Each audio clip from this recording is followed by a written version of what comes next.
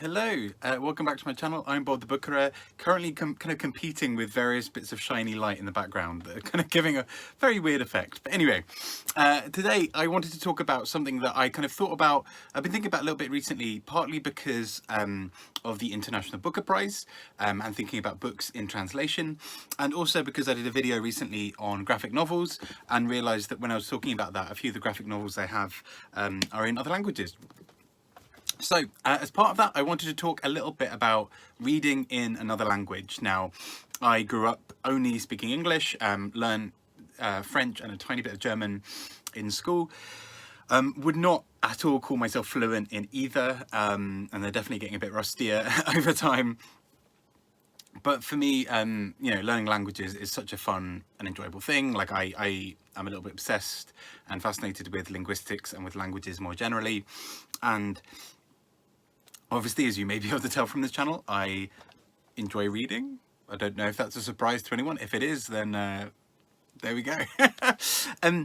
But I've found it really interesting because I've sort of been thinking about this recently that, once I sort of reached a certain level in my language learning, I really wanted to try and boost it in a way that made a lot of sense to me, which is reading. I spend a lot of my time reading anyway. Why not try and see what I can do in another language? So I kind of wanted to talk a little bit about my experiences of that, what sort of worked and not necessarily worked for me.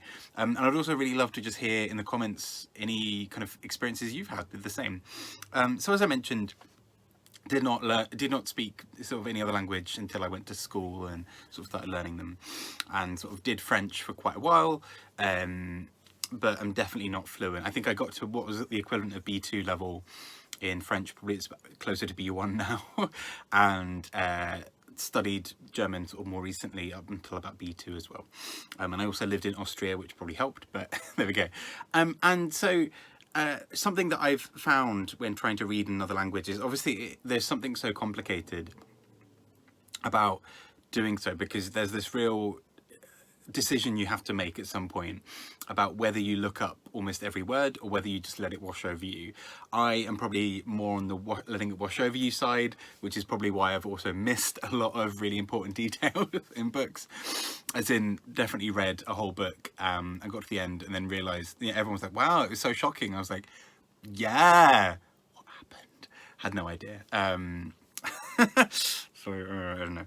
Anyway, so that's not advisable if you're kind of completely lost, as with reading in a sort of language that well, is probably best to kind of go back and have a little look over.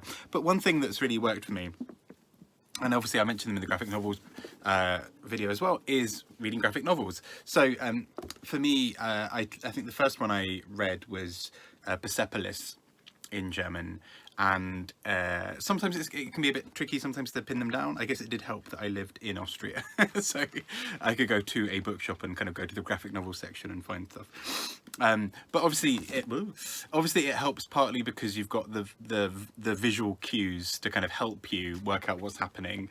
You can tell if someone's angry, you can tell how it's being delivered.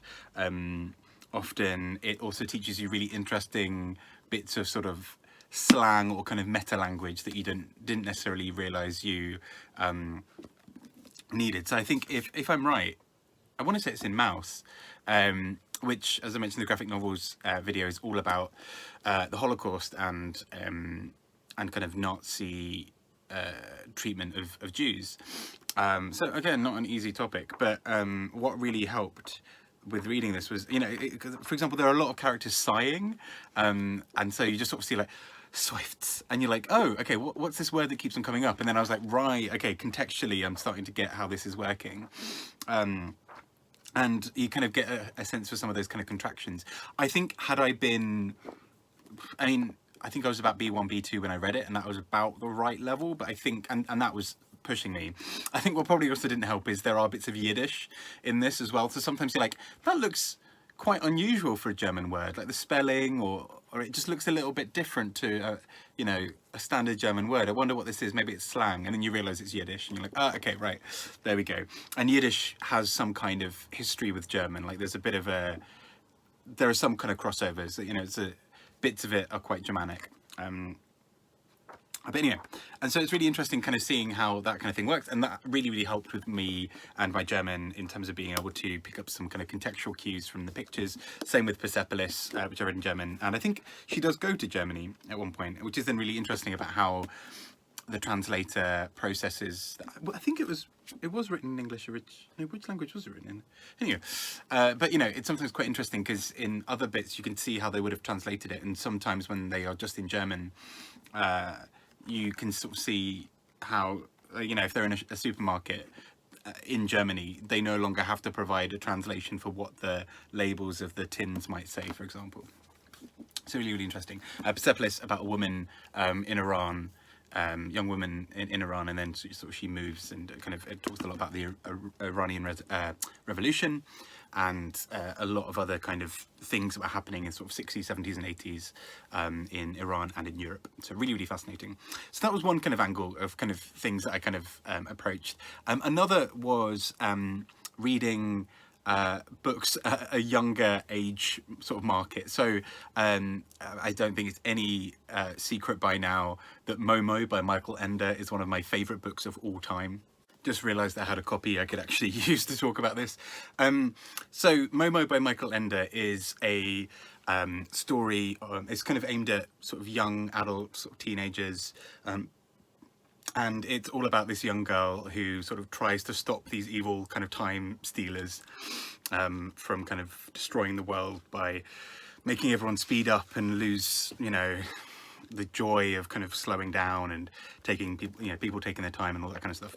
Anyway, so it's a book that I absolutely adored in English, and then tried reading in the original German.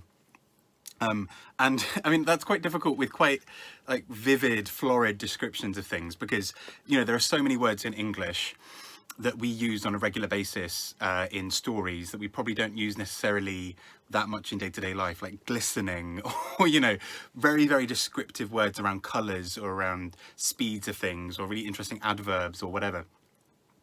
And that you don't get, you know, that those are the words that I would argue you probably don't use or, you know, learn that often in classes until you get to quite advanced levels. And so there were bits reading it in German where I was like, what on earth is going on? But you can normally pick it up by context. But it really helped that I knew the story of this book so well that I entirely got where that was going. And I know some people have done this with sort of childhood favourites. You know, Harry Potter and the author who shall not be named being one example where, you know, that's a book that a lot of people know really well. Obviously people have watched the films or what have you, and that can be really useful to kind of then try and read it in another language, because you've kind of got a lot of the context already, and so all you're really doing is picking out the words to kind of frame where you are in that part of the book, as opposed to entirely trying to work out what is happening, which was my experience with Zeit by Martin Suter, which I read at the beginning of the year and was like, don't know what's happening, and then was like, oh, so there was this whole subplot about someone being dead. Okay, missed that. So that's why often it's useful to have an idea of the story in advance. And an example I've kind of got of this as well for German was, I've still not read this yet, I keep on meaning to. So it was a International Booker Prize last year, was Tyll, I guess we'd say in English, but probably Tyll, I'd imagine, in German. Anyway, by Daniel Kehlmann. And this is a book all about kind of I want to say the 100 Years' War. Yeah, and so I really wanted to read this in English anyway, and then went and bought the German version, which is probably a mistake because I don't know yet if I'm going to like this, so I may read the German version and think this is awful. I'm still trying to work out whether to read them side by side, you know, basically whether to read a chapter of English, then a chapter of German and keep going, or whether to read the whole thing in English and then go with the German pretty much straight after. I know that the German is going to take me a lot longer because I'm slow in German. It should also be said at this point, this is sort of also the problem with some languages when you read them in other languages. Some books when you read them in other languages can be really complicated for several reasons. So French and German being the two languages that I'm most confident with outside of English, and even then I'm nowhere near fluent, but both of them use a specific tense for books, as in the way you would say I ate a burger. I don't know why that's my first example. I'm obviously very hungry, but you know, the way you'd say I ate a burger in day-to-day language talking with somebody would be very different to how you'd write that then in a book, as in the past tense would change. And obviously in English that's the same, right? And even though there's sort of some literary language that we wouldn't use in day-to-day life that appears in books, you know, even things like Once Upon a Time or what have you, or, you know, maybe you'd be a bit more vivid with descriptions in a book. It's still interesting because so much of English literature, you can say, you know, you can use the exact same tense. So this person said this to somebody. In German and in French, and I'm sure in other languages, that tense is different when you are writing in a book as opposed to speaking. And that means that reading in German and French sometimes can be a nightmare, where you're like, what is that verb? Because sometimes it's very similar. Sometimes you're like, who knows? So I'm really looking forward to 400 pages of Tyll or Till or whatever. Oh no, almost 500, great. In which I vastly overestimate my ability to read German tenses and have no idea what's happening. So look forward to me having a breakdown on that later in this year. Another thing that I found can be helpful if it's a non-fiction book about something that you know about or have some kind of interest in, particularly because a lot of non-fiction books are written to be very easily understood, particularly, you know, if you think of the kind of Malcolm Gladwell style books in English, even though they deal sometimes with complicated subject matter, they are meant to be things you can pick up, and, you know, maybe you haven't read the book in the last, you know, in 2 weeks, but you could pick it up and just read a 10-page chapter and be in it. And so those are really good books for that. I read a book in German about universal basic income, which sounds like it should be really complicated. And like I realized on the surface of that sounds like that on the surface that sounds really complex. But it was very much written to be, you know, one of those like, and next we're going to go to Sally and see what Sally said. I don't know why, it was always Sally, but see what Sally thinks about this. And Sally will be like, well, yes, I had this experience and that was really bad. Again, very generalized version here. The book is far more interesting than I'm giving it credit for there. But that's the kind of thing where actually that is then written in colloquial German. That is a lot easier to understand because people are kind of, you know, it's an interview almost with someone being like, well, yeah, you know, I had a bad time with this, but actually this.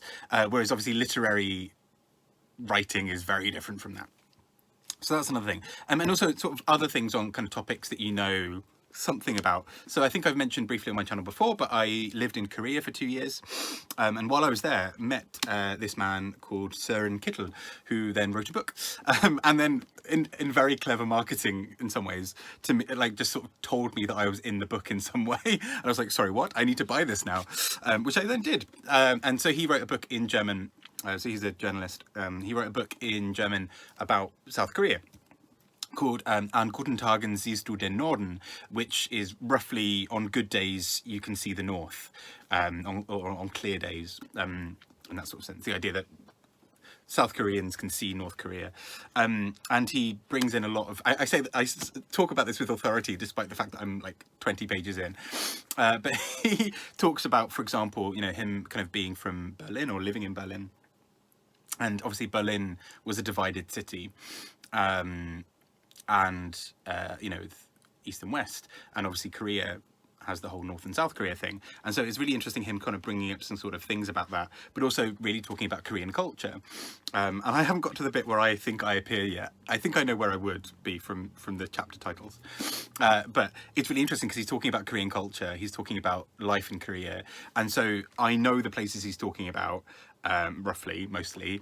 The language is meant to be easily understood. The chapters are short. And I'm like, okay, I can do this. I mean, I say this, I'm still only 20 pages in, but I can do this when I actually remember that it exists and sit down and read it. And so that's another kind of recommendation I guess I'd have. If it's on a topic that you know something about, that can really help, because then the part of your brain that's having to process the information you're receiving can sort of switch off a tiny bit while you just focus on the language. And again, I spend so much of my time being like, what is this man saying? So that's Soeren there.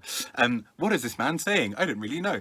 I don't understand German. But there we go. I realize all of this is making it sound like I'm just like so clever and really speak really great German. I don't. Quite frankly, I have no idea what's happening. But it's fun to try. Like a good challenge. And finally, another book. So I think kind of in terms of, I think my reading goals, I think at the beginning of the year I mentioned in a video about, which feels like a really long time ago now, but I mentioned some of my reading goals, and one of those was to read a book, or read 2 books in German. So hopefully Guten, Tagen, Siehst, Norden and Tyll will be those 2. Let's hope. I also really wanted to read a book in French this year, because I don't think I've ever done that. So I might, what will probably happen is I'll get towards the end of the year, realise I haven't done that goal, and we'll just read Momo in French. Because I'll just be like, nah, sod it, like that's the easiest option. But one, I saw this in a bookshop just near me, which is, you know, like in a charity shop bookshop, and was really excited about this. So this is Michael Cunningham's The Hours, or Les Heures in French. And I'm really keen to, I really wanted to reread The Hours anyway, because again, as you may have noticed from my channel, I really love Mrs. Dalloway by Virginia Woolf, and The Hours is based on it. I really love The Hours. I've been meaning to reread it because it's been a good few years since I last read it anyway, and so part of me thought, well, this could be fun. I could reread The Hours and read Les Heures at the same time. And just flicking through, I realised how little I actually understand. So that's great. That's going to be a challenge. They don't call them reading challenges for nothing. But I think that can be a really, really fun way as well, if you kind of take it super slowly and do it with books that you already know quite well, just to kind of give yourself a bit of an easy task with it. I've also... This is the kind of fun thing about kind of looking back through books when you're trying to clear them out and realising, you know, so for example, I've got a French copy of Ruby in the Smoke by Philip Pullman. I've never read the English version of that, so this is a good good motivation for me this year to read the, I think, Quartet by Philip Pullman in English, and then try and read the Ruby in the Smoke in French, and pray that it all comes together and works. What will probably happen is I'll read it in English, love it, and then be like, great, I can do this in French, and flick through and be like, yes, Sally Lockhart is a character. That is what I know. But that's all good. Anyway, that all said, I have definitely picked some tricky ones. I have to admit as well, part of my big motivation at one point for learning German was that I really wanted to read Franz Kafka in the original German, which I realise is optimistic on many levels, because firstly, Kafka in English, like even translated, I'm not sure if I'm getting the full effect of Kafka, as in, I'm sure that sometimes I'm just not clever enough to actually understand what's happening. And that's with a language that I understand, you know, my mother tongue, never mind reading it in German. But it's kind of a goal of something I really wanted to do, even if I just read Metamorphosis or something in German. That's the goal, that would be the dream. I realised, you know, make it easy on yourself, pick short things so you get that sense of satisfaction. Perhaps Tyll at 400, sort of 500 pages is maybe not the best choice. But it's also worth kind of thinking about that. I mean, there's also, where is it? A Whole Life by Robert Seethaler, which was shortlisted for the 2016 International Booker Prize, which is really short. It's about 150 pages. And so if all else fails, I might just try and read that in German. See, like read it in English and then read it in German. Anyway, I'd love to know some of your tips and hints for how to read better in other languages.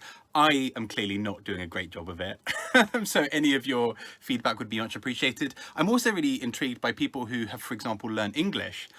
So I used to be an English language teacher, and I'm always really interested about how people kind of acquire language. And so I'd really love for people who are reading, you know, the vast quantities of books published in English every year in English, and if that's not your mother tongue, I'm really curious about kind of what you did to kind of get yourself to a place where you could do that.